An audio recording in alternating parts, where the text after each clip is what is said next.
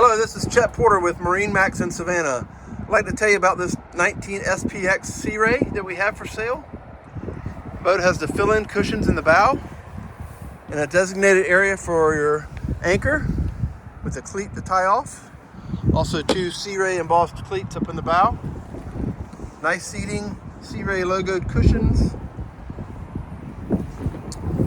Driver's side bucket seat and a port side lounger that can be removed and make this one seat over here. And lots of storage back in the stern. The boat has the upgraded stereo system with the sub, which is a really nice feature.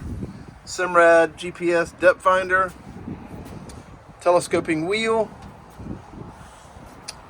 This boat has the sea deck, tons of floor storage here for skis, dock lines, fenders.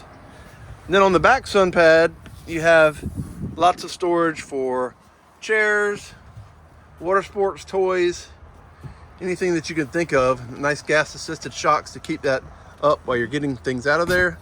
Boat has a ski pylon. It's powered by a 150 MERCURY EFI. So nice little boat for beaching and family fun. The Sea Ray 19 SPX MarineMax Savannah. Thank you.